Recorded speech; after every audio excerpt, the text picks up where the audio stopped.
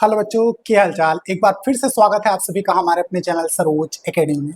जैसे कि आप सभी जानते हैं, इस चैनल के माध्यम से लगातार आपको क्लास 10 मैथ्स के लेक्चर्स प्रोवाइड किए जा रहे हैं। हमने जो पिछला चैप्टर है ये कंप्लीट कर लिया था। कौन सा? फर्स्ट चैप्टर है हमारा पॉलीनोमियल। सेकंड चैप्टर में हम लोग पूरा कंप्लीट ग्राफ मेथड का एक्सप्लेनेशन पढ़ चुके हैं, उसके सारे एग्जाम्पल्स लगा चुके हैं। अब हम लोग डायरेक्ट एक्सरसाइज में एंटर करने वाले हैं। एक्सरसाइज कौन सा है आपका? कौन सा? 2.1। तो चलिए 2.1 में चलते हैं। ध्यान से देखिएगा ना, सारे क्वेश्चन बहुत अच्छे हैं। जितने आपने एग्जांपल्स किए हैं वो एग्जांपल्स कंप्लीट हो चुके हैं। ठीक है, एग्जांपल्स भी बहुत अच्छे थे। ग्राफ मेथड का आपको जो मेन क्वेश्चन है वो एग्जांपल में ही देखने को मिला। अब यहाँ पर बात करेंगे तो आपको ज़्यादा कुछ क्वेश्चन देखने को नहीं मिलेंगे। ग्राफ मेथड के क्वेश्चन तो बिल्कुल नहीं है ना, सीधा सीधा आपके किसके क्वेश्चन हैं? डायरेक्टली ऐसी नॉर्मल क्वेश्चन हैं। ग्राफ मेथड के क्वेश्चन में आपको जो वैल्यूज है वो देख के बस बताना रहेगा, और कुछ ज़्यादा इसमें कुछ है नहीं। चलिए क्वेश्चन करते हैं ना इसका। प्रश्नावली है, यहाँ पे हेडिंग डाल देता हूँ, प्रश्नावली। फर्स्ट एक्सरसाइज 1.1 प्रश्नावली है। ओके, चलिए सेकंड चैप्टर चल रहा है ना। फर्स्ट क्वेश्चन, निम्नलिखित कथनों को समीकरण के रूप में लिखिए। सिर्फ समीकरण बनाने के लिए बोला गया है ना। निम्न प्रश्नों को समीकरण के रूप में लिखो। याद रखना, इसे सॉल्व नहीं करना है ना, सिर्फ समीकरण के फॉर्म में क्या करना है आपको? लिखना है। पहला क्या है? फर्स्ट।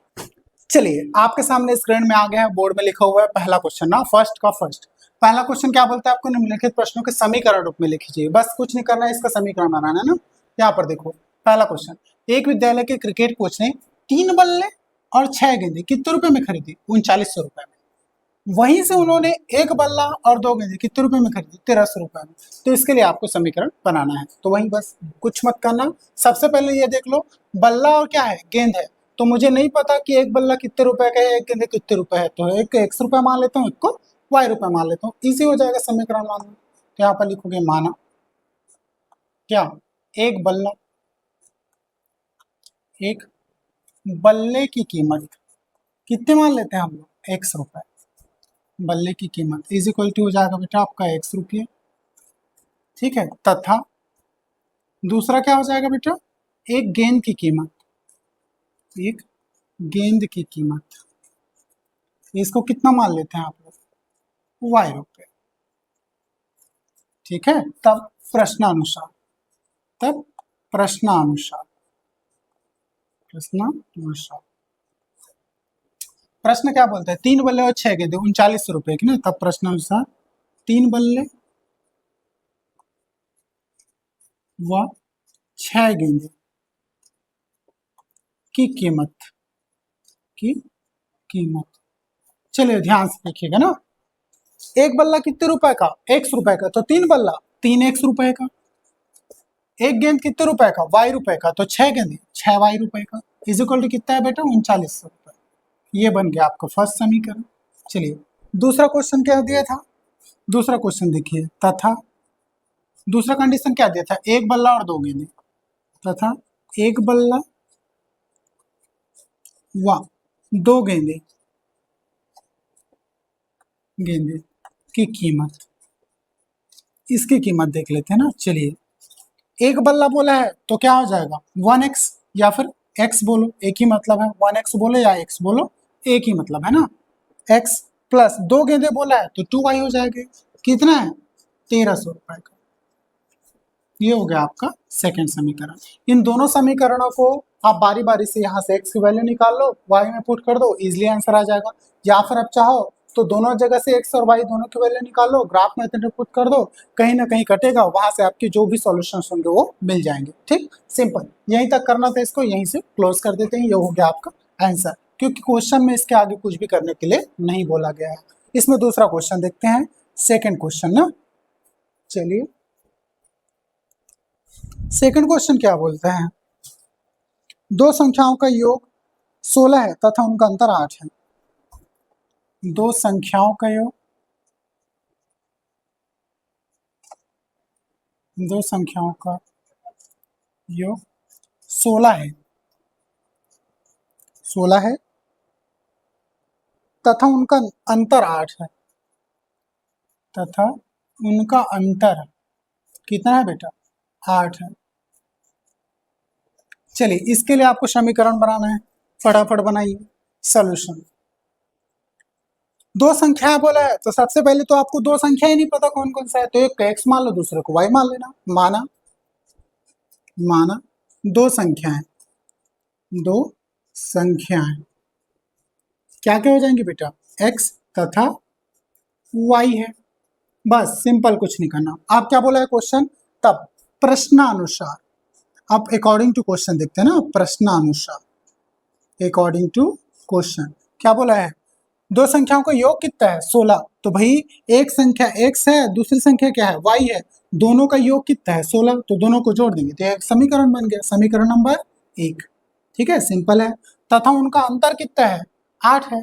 दो संख्याओं का योग बोले तो बीच में जोड़ का साइन, और दो संख्याओं का अंतर बोले तो बीच में माइनस का साइन आ जाएगा, खत्म बात। अंतर माइनस को दर्शाते हैं ना, और योग जोड़ को दर्शाता है। तो x plus y equal to कितना हो गया, 16। ये हो गया आपका पहला समीकरण। ठीक है, और दूसरा क्या हो जाएगा बेटा, तथा तथा अंतर क्या हो जाएगा, इसको थोड़ा सा चाहो तो हल्का सा डिटेल में और लिख सकते हैं ना। चलिए मैं आपको थोड़ा डिटेल में लिख के दिखाता हूँ। इसको आप ऐसा भी लिख सकते थे, तब प्रश्नानुसार, प्रश्नानुसार ना, प्रश्न क्या दिया है, दो संख्याओं का योग, दो संख्याओं का योग।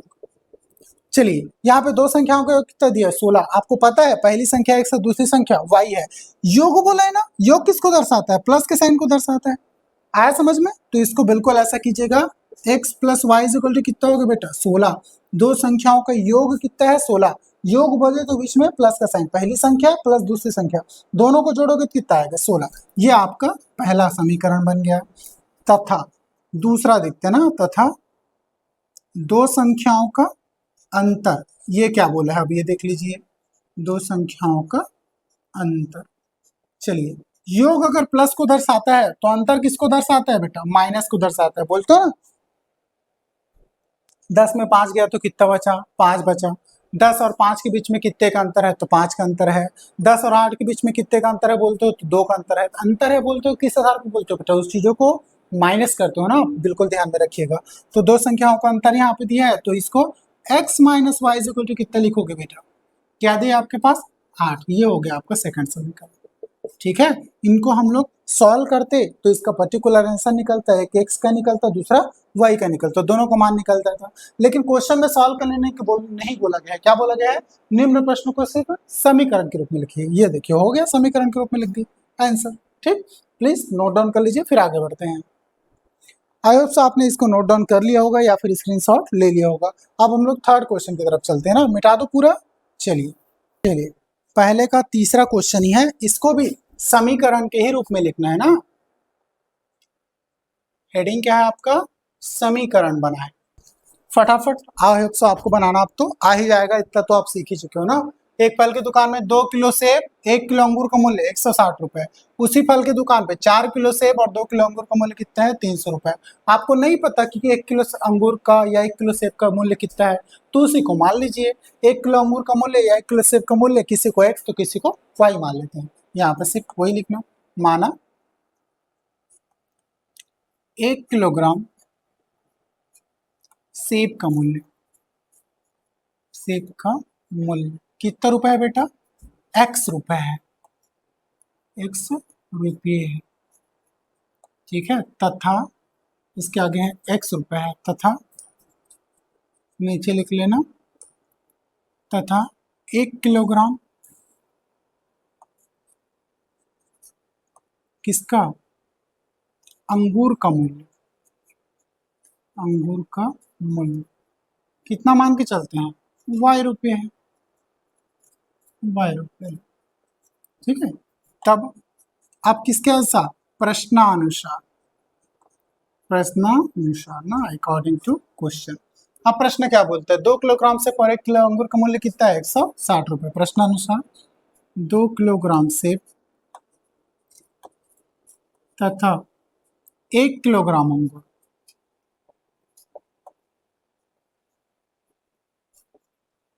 का मूल्य कितना है, मूल्य ध्यान रखिएगा ना। 2 किलोग्राम सेब 1 किलोग्राम अंगूर का मूल्य 160 रुपए है, तो मुझे बताओ 1 किलो सेब को कितना माने, x रुपए, तो 2 किलो सेब का कितना 2x रुपए।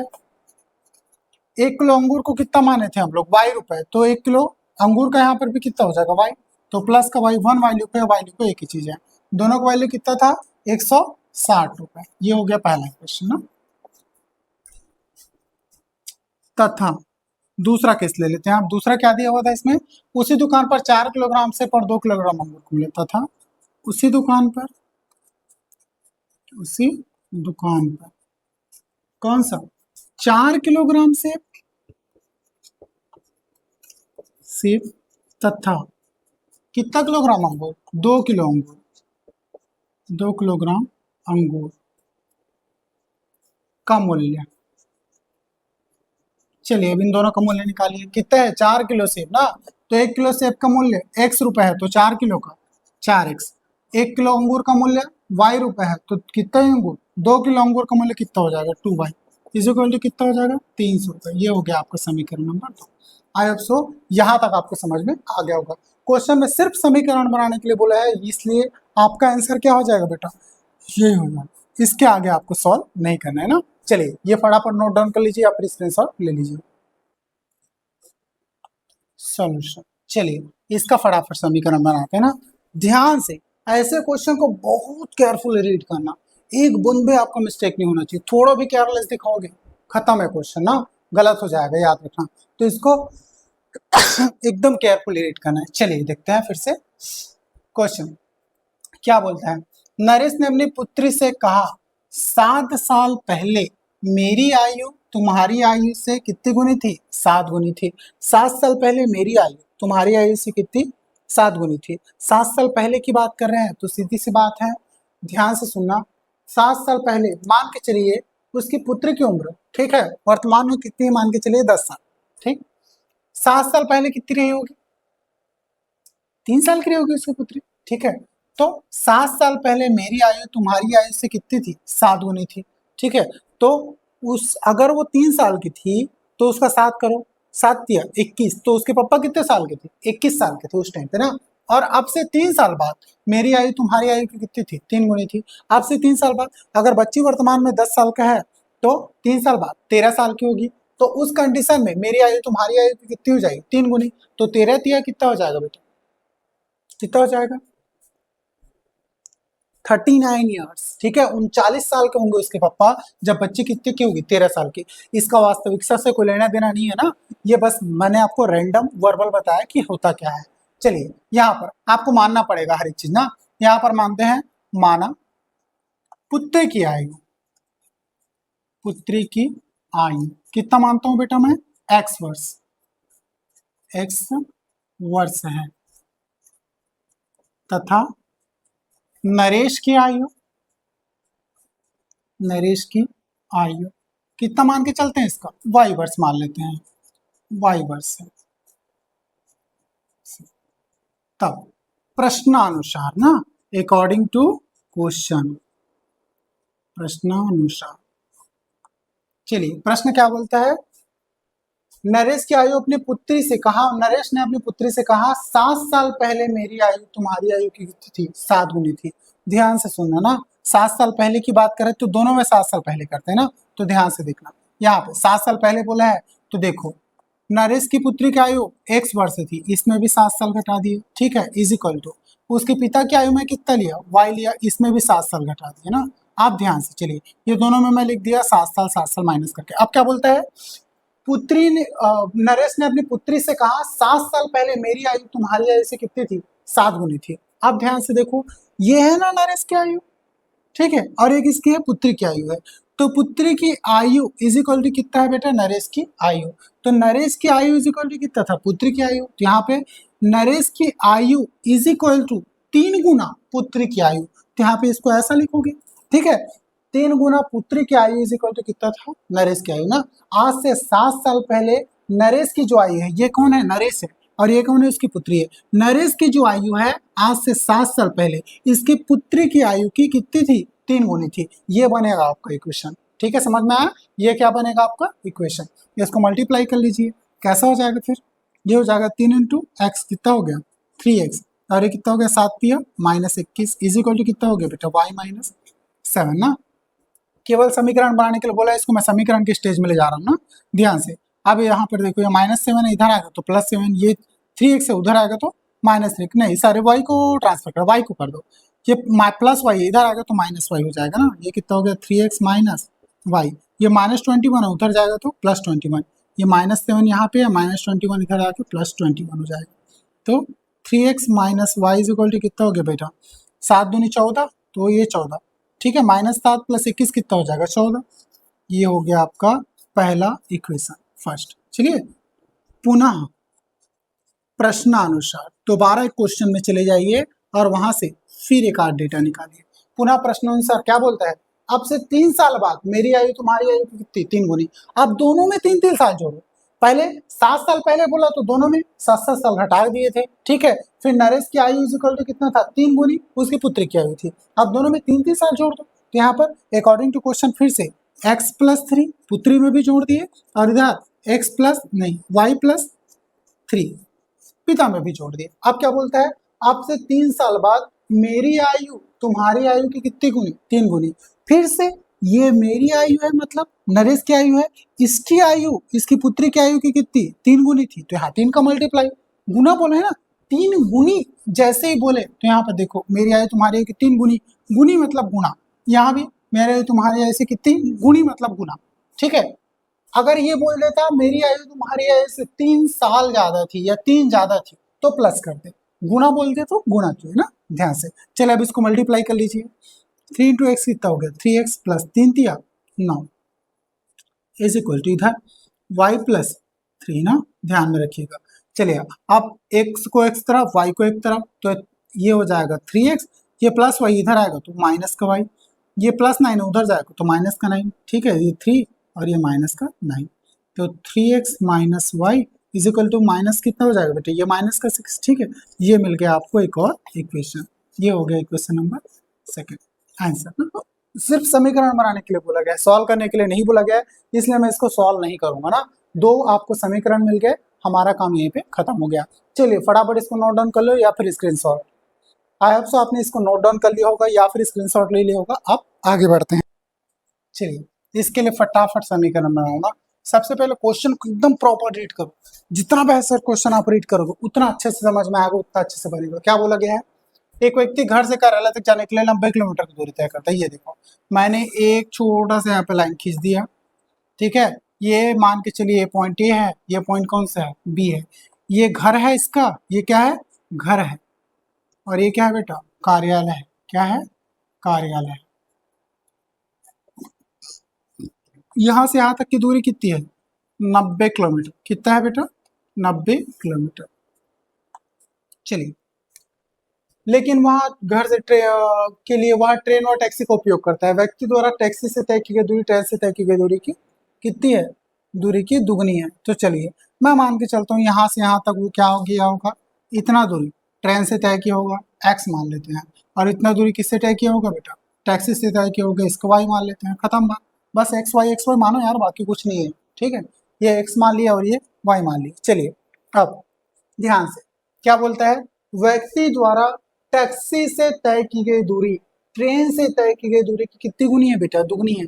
तो मुझे बताओ टैक्सी से तय की गई दूरी ट्रेन से तय की गई दूरी की दुगनी है, ये बोला गया है। तो टैक्सी इज इक्वल टू कितना मानता हूँ मैं x मानता हूँ, तो ट्रेन इज इक्वल टू कितना हो जाएगा y हो जाएगा, ठीक है। तो टैक्सी से तय की गई दूरी ट्रेन से तय की गई दूरी कितनी है दुगनी है, तो टैक्सी अगर x है तो ट्रेन कितना हो जाएगा बेटा y, तो दुगना नहीं हो जाएगा, x इज इक्वल टू कितना हो जाएगा 2y हो जाएगा, यही इसका आंसर है। तो यहाँ पे लिख देना अकॉर्डिंग टू क्वेश्चन। तब प्रश्नानुसार, प्रश्नानुसार, ठीक है, क्या लिखोगे यहाँ पे प्रश्नानुसार,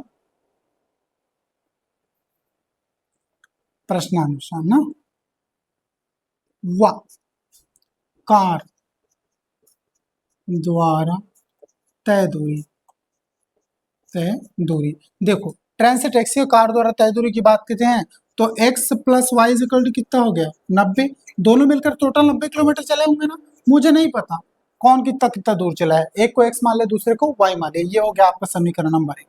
ठीक है, चलिए पुनः प्रश्नानुसार ना, चलिए ये तो हो गया क्वेश्चन में पहले लाइन में ही बोल दिया था, यहाँ से यहाँ तक जाने के लिए 90 किलोमीटर दूरी तय करता हुआ ट्रेन व टैक्सी का उपयोग करता है। मैंने मान के चला ट्रेन x दूरी चला होगा और टैक्सी y दूरी चला होगा, तो ये आ गया। ठीक, अब देखो पुनः प्रश्नानुसार अगले लाइन में बोलता है व्यक्ति द्वारा टैक्सी से तय की गई दूरी, ट्रेन से तय की गई दूरी की कितनी थी, दुगनी है। तो यहाँ पे लिखोगे प्रश्नानुसार टैक्सी से तय की गई दूरी, टैक्सी से तय दूरी, तय दूरी क्या है, ट्रेन से तय दूरी, ट्रेन से तय दूरी, दूरी की क्या है, दुगुनी है, दुगुनी है, ऐसा लिखा हुआ है। ठीक है, तो यहीं पर ये इक्वेशन ही सेट करो ना ध्यान से, टैक्सी से तय दूरी ट्रेन से तय की गई दूरी की दुगनी है। अगर टैक्सी x है तो ट्रेन मान के चलिए, यहाँ पे ट्रेन को x माने थे क्या, ट्रेन और टैक्सी बोला था, ठीक है, ट्रेन को x माने टैक्सी को y माने, तो यहाँ पर अगर टैक्सी से तय की दूरी ट्रेन से तय की गई दूरी की दुगनी है, टैक्सी को अगर मैं y मान के चलता हूँ तो ट्रेन इज इक्वल टू कितना हो जाएगा 2x। ठीक है, taxi taxi is equal to 2 into train लिख दिया हूँ, मतलब टैक्सी से तय की गई दूरी ट्रेन की क्या है, दुगनी है। तो टैक्सी को x माना, ट्रेन को कितना माना, y माना, तो टैक्सी से जितना तय किए हैं वो दुगुना है किसके, ट्रेन से तय किए गए दूरी का। तो x इक्वल टू कितना हो गया 2y, यहीं पर आप लिखो, मतलब अगर इसको y मानेंगे तो इसको x मानेंगे बेटा, तो y इक्वल टू कितना हो जाएगा 2x, सिंपल सी बात है, जो कि मैं यहाँ पर लिखा हूँ ना, y इक्वल टू 2x। इसको चाहो तो अब इस तरफ ट्रांसफर कर दो, y ये -2x हो जाएगा बेटा, इधर इक्वल टू 0 हो जाएगा, ये आपका सेकंड इक्वेशन हो जाएगा। ठीक, तो आप चाहो तो इस इक्वेशन को इस फॉर्म में भी लिख सकते हो, इस फॉर्म में भी लिख सकते हो, दोनों ही आपके इक्वेशन है। चलिए फटाफट इसको नोट डाउन कर लीजिए, उसके बाद हम एरिज करते हैं, या फिर स्क्रीनशॉट ले लीजिए। आई होप सो आपने इसको नोट डाउन कर लिया होगा या फिर स्क्रीनशॉट ले लिया होगा। अब इसको एरिज करते हैं ना और आगे बढ़ते हैं।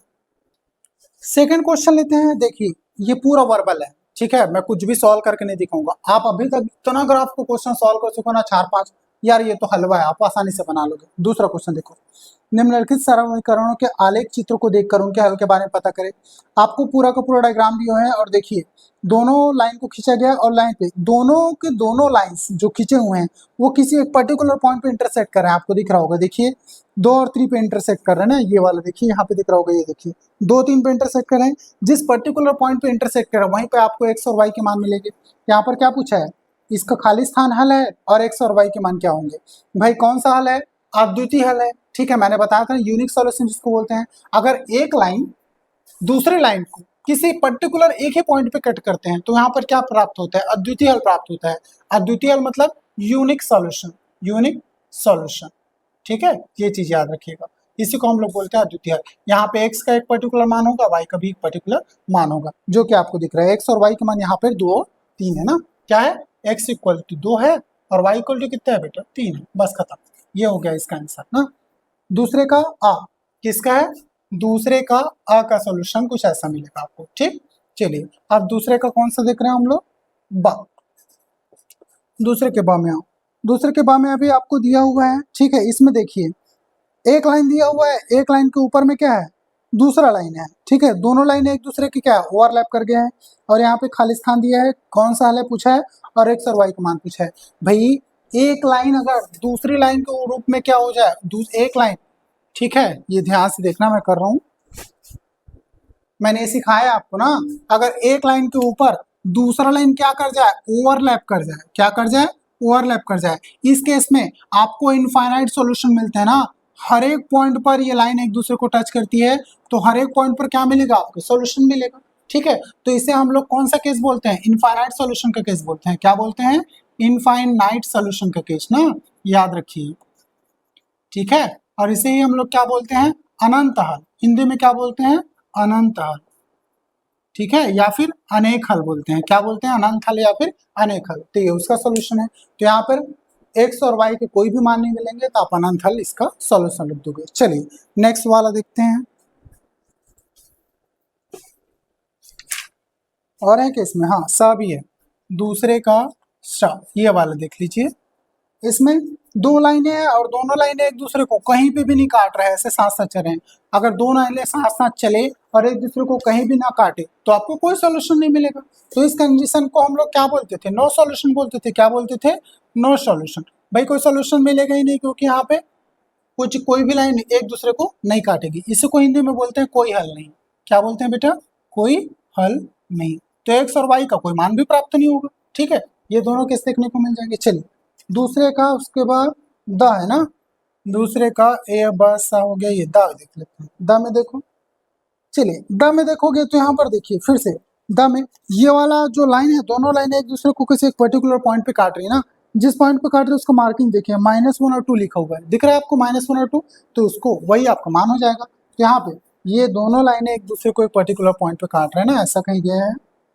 ठीक, ये पर्टिकुलर पॉइंट पे काट रहा है। इस पॉइंट का नाम है बेटा आपका -1 और -2। ठीक है, तो पहले वाला x का मान होता है आप जानते हो, और दूसरा वाला किसका मान होता है? y का। तो यहाँ पे x और y दोनों के मान मिल गए आपको। x इक्वल टू -1 और y इक्वल टू कितना हो गया? 2। अब सॉल्यूशन कौन सा है? तो यहाँ पर लिखोगे कौन सा हल है? ये अद्वितीय हल है, मतलब यूनिक सॉल्यूशन है। किसका हल है? अद्वितीय हल या फिर यूनिक सॉल्यूशन ना। यहाँ पे लिखोगे अद्वितीय हल, अद्वितीय हल। ठीक है, इंग्लिश में बोलते हैं बेटे यूनिक सॉल्यूशन।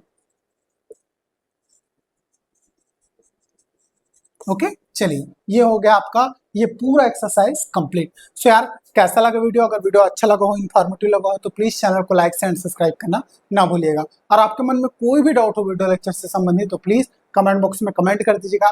मैं पूरी कोशिश का आपके सारे डाउट्स वहां पे सॉल्व कर सकूं।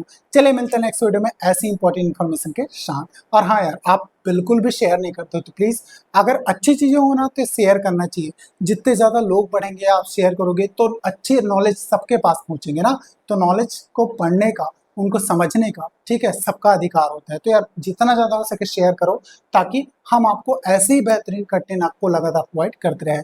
हमें भी लगातार मोटिवेशन मिलता रहेगा। आपका हर एक शेयर हमारे लिए मायने रखता है। चले मिलते हैं नेक्स्ट वीडियो में ऐसी इंपॉर्टेंट इन्फॉर्मेशन के साथ।